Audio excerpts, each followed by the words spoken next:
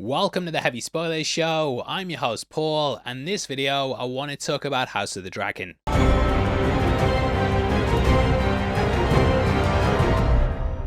Now, I'm sure you've seen, but there's been a lot of backlash over Season 2, with most of it boiling down to the finale. As a whole, the season kinda just felt like setup, with it not really having a massive payoff. I even had a tweet go semi-viral earlier in the week where I talked about what I think the main problem is. I said it felt like Episode 8 in a 10-episode season, and I think if we'd had 2 more entries, then those events would have left fans a lot happier. Those would either feature the Battle of the Gullet, or the storming of King's Landing, or potentially even both. What we've been left with though is more of a tease of what's to come and a 2-year wait for what's likely going to be another 8 episodes. However, I think the issues go beyond just structure and that it involves 2 key characters. Throughout this video, I want to talk about how he can fix the show and make it so it pays off in the end. Obviously, this is just my opinion, and if you disagree, then drop yours below. If you agree, please hit the thumbs up and make sure you subscribe for videos like this every day. With that out of the way, thank you for clicking this. Now let's get into House of the Dragon. Come with me. Now, the major issue I think the series needs to fix was brought up by Alex on the Angry Joe show. He said that the series needs to stop pussyfooting around and refusing to paint Alicent or Rhaenyra as villains. If you look at the book, they're both pretty brutal, whereas the show tries to paint them out in the best light. That includes things like blood and cheese, Rhaenyra refusing to go to war even after getting dragon seeds, and throughout just refusing to get her hands dirty. Alicent's coming across in a similar way, and even though she's to blame for a lot of the deaths and destruction, the show will just jump through hoops to make it so she seems good. That isn't what was in the original work, and it's something I think George R.R. Martin is secretly disappointed about. You might recall recently that he talked about writers who think they know best, and in hindsight, I think he was throwing shots at the show. Examining his quote with what we now know, it does seem to make a lot of sense. He said, "Everywhere you look, there are more screenwriters and producers eager to take great stories and make them their own. It does not seem to matter whether the source material was written by Stan Lee, Charles Dickens, Ian Fleming, Roald Dahl, Ursula K. Le Guin, butchered that person's name, J.R.R. Tolkien, Mark Twain, Raymond Chandler, Jane Austen, or well, anyone. No matter how major a writer is, no matter how great the book, there always seems to be someone on hand who thinks he can do better, eager to take the story and improve on it. The book is the book, the film is the film, they will tell you, as if they were saying something profound.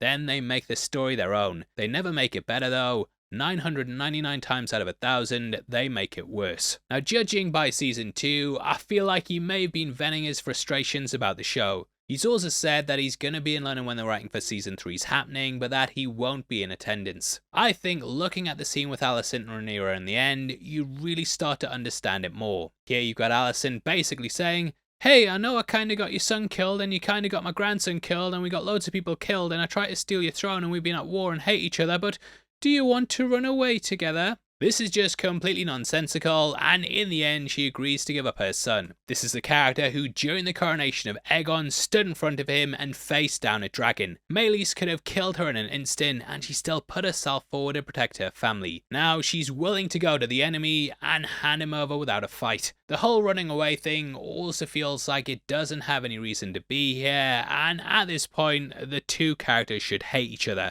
Like hate each other. Like never hit the thumbs up, hate each other. They've ruined each other's lives, and countless people, including their children, have been killed. In the book, Rhaenyra even blamed her miscarriage on Alicent because she usurped her, which apparently caused more stress and sent her into labour. It feels like the writers have just been reading Reddit and shipping characters because people said it on there. From a plot and character point of view, it doesn't make sense, and it's a trend we've seen become more and more prevalent. Kylo Ren and Rey is another perfect example where we have 2 characters kissing and getting feelings for each other. When we look at the plot and their motivations though, this doesn't make any sense, and it was clearly written by Reddit. George R.R. Martin stands for George Reddit Martin.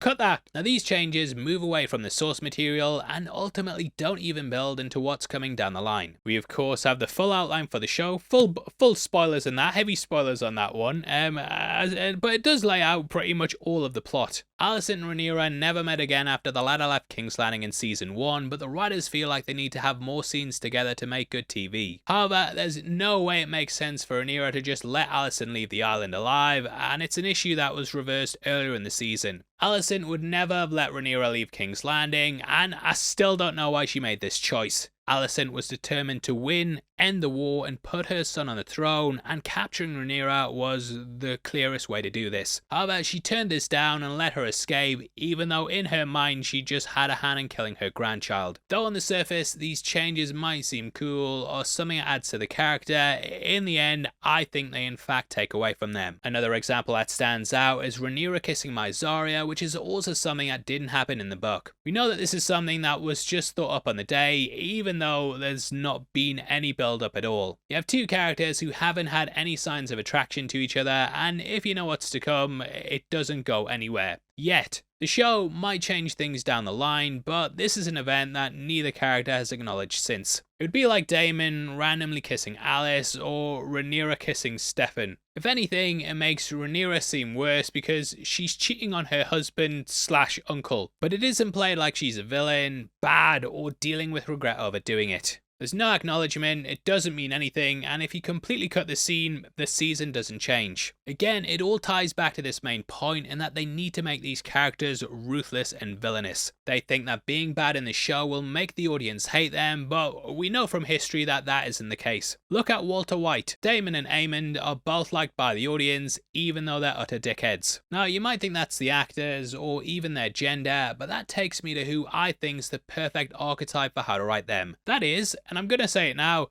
my favourite Game of Thrones character. Drumroll please. Cersei. Yes, Cersei, and that's because here's someone who was actually a villain, but you also enjoyed watching her. I will never forget the fist pump I did when she blew up the set, because we knew exactly what she'd been through that season. A murderous mastermind, she was also someone who we could share sympathy with. Seeing Robert Baratheon telling her he never really loved her, and was still obsessed with a dead woman, you know it hurt, and she was thinking, "You bastard." Ned then warned her he was gonna expose the truth, and at the time I felt really bad for the character. This is even after she'd had a hand in pushing Bran out the window, but she was such a well-written character, you could still somehow relate to her. She protected Joffrey because that was her son, and it's sort of an opposite to how they've handled Alicent. Cersei was someone who knew she was in a war and was willing to do what it took to win. I think this made her far more interesting as a character, whereas Rhaenyra and Alicent seem like they're just playing around. The whole "let's run away together," yeah? It makes Alicent seem like she's not taking it seriously. This isn't some young adult fantasy novel, people are dying because of war crimes. That's the kind of level the characters need to be portrayed at, but the show isn't willing to go to it. I am hopeful that they'll do something in the future that at least fixes their portrayal, as at this point in the book, both were completely ruthless. It feels like the show's just scared to give us that portrayal though. Now some of you may be thinking, Paul, is it because they're gay? No. In fact, if you look at the show, they've already handled two gay characters running away together. This got zero backlash, and though they changed something from the book, this still worked because the story built up to it. Laenor, like Alicent, was sick of the Game of Thrones and wanted to just run away from the situation and be off with the person he loved. I even think this thing with Alicent would have made more sense with another character. That is, Criston. He wanted to run away with Rhaenyra in Season 1, but she ended up rejecting him. Alicent and Criston have been in a toxic relationship where both have tried to deny their feelings. I think if she'd asked him and he'd then rejected her and said his duty was to the White Cloaks, it would have made more sense than what we got here. I know some people think there's hints that Rhaenyra and Alicent have had feelings for each other, but I feel like in Season 1, it was more the internet trying to put them together. We've seen what Rhaenyra was like with Criston, Harwin and Daemon, who were all people she hooked up with. Alicent used to space out with Viserys, but she constantly called him her love. She also went to Criston, so we have this rough idea of what she's like when she's attracted to someone. That's the case for Rhaenyra as well, and I can't think of anything in the dialogue or their actions where there was this real sexual tension between the pair. Seems like the showrunners retroactively added this in after reading the internet because it's not in the work, and to me at least, it isn't really in the first season. On top of that, you also have the pacing issues with the show. I think that the earlier episodes in the season feel all slightly self-contained, with them all having clear beginning, middles and ends. Episode 1, you build up to Blood and Cheese and then finish on that. Episode 2, we build up to the Cargill twin fight, and everything just keeps going until after Rooks Rest, which is when the show kind of falls apart. Daemon's Vision should have been all in one episode, and I feel that way about the Dragon Riders as well. We should have had a Harrenhal entry and then a Dragon Seed one after that instead of the focus constantly changing. Rhaenyra is the perfect example where we have basically what's a 5 to 10 minute scene of her coming across Sheepstealer. However, this is spread across several episodes instead of just being contained to one. With this style of storytelling, things don't get the right room to breathe and thus they feel less impactful overall. Spending a minute with a character every week makes it difficult to become attached to them and thus you kind of lose interest in what it is they're going through. Putting these scenes together makes more sense and it's an issue that happens with multiple characters. No more Daemon Visions for weeks and weeks, yeah? Just you can get that point across very quickly in one episode. Even if you think about the structure of the show, both seasons have felt really imbalanced. Season 1 took place over about 20 years with there being several time jumps and even main character recasts. That happened over the space of 10 episodes and it felt like there was a lot going on. Here though, we have something that's roughly a couple of months stretched out across an entire season. No one really feels like they developed beyond season 1 and things on the whole are pretty much where we left them. Rhaenyra had just learned her son died and she was rearing up to go to war. Daemon had just bent the knee to her and called her his queen, which is now the thing that he was also doing in the finale. The only things of consequence feel like Aegon and Aemond, but even that hasn't really developed to a satisfying conclusion. Aegon is fled and yeah, that's not really a good way to bring the events of this season to a close. We now know that there's going to be just 2 more seasons and I hope we get 10 episodes next time. In general, I think this model of streaming just isn't working and it's insane how long production schedules have become. Used to be, yeah, you'd get 22 episodes a season of a show every year and now you're lucky if you get that many in a decade. I just hope the wait is worth it, but I feel like a lot of people might be checked out by then. Hopefully they just stop messing about and give actual consequences in both characters and events. Make the villains villainous and the actions have consequences and you could take this series back to what it was. Obviously though, I'd love to hear your thoughts below, so make sure you drop them because I can't wait to read them. Please drop a like on the video as well, and if you want to support the channel as a member of the Spoiler Society, then please click the join button. You get early access to videos every week and it goes a massive way towards helping us out. If you want to get some heavy spoilers merch, we've also got our t-shirt line located just below the video that will let you pick up our House of the Dragon inspired tops and all our Star Wars and Marvel ones as well. If you want something else to watch, you got lots of Game of Thrones stuff on the channel right now, including a Night of the Seven Kingdoms trailer breakdown and also our predictions for season 3. We've gone through the book talking about all the major events and hopefully I see you over there right after this. But out of the way, thanks for clicking the video. I've been your host Paul, you've been the best and I'll see you next time. Take care, peace.